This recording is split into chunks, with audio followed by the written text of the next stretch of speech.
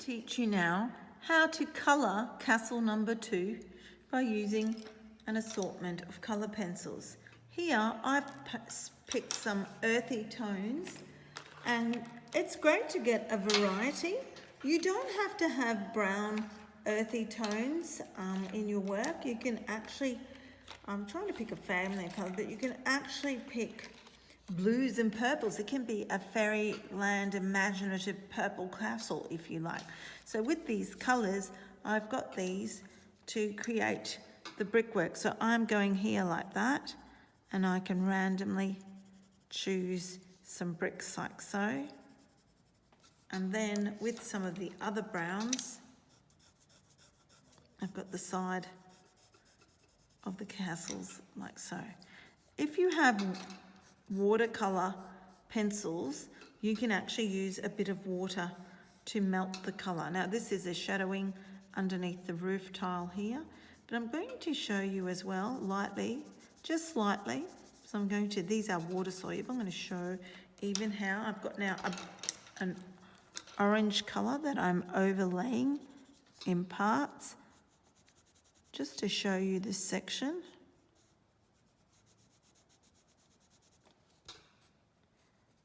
And building up the colour.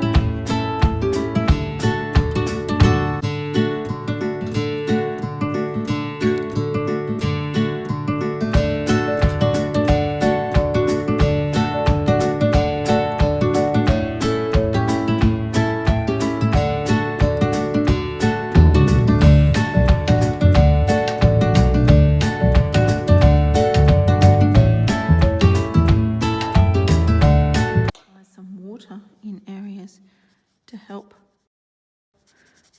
blend my watercolour pencil. If you've got those, you can try to do this. It's good to sometimes leave areas that are white. A good watercolour piece will have areas that are white. If you rub continually, you're going to end up making a hole in your paper. I like to wash my brush as well so that I can have nice clean work, otherwise all your colours can get murky looking. So I'm even creating like a lighter brick. They're darker on the edges, like so. As you see here, I've got my water that I'm dipping in to the side here, and I'm creating my little tiles like so.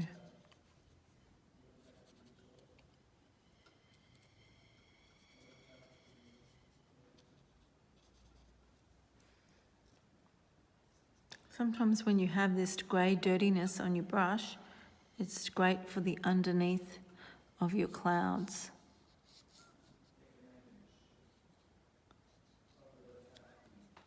With watercolour pencils, you can sometimes come in and just lightly sketch underneath to create that storminess.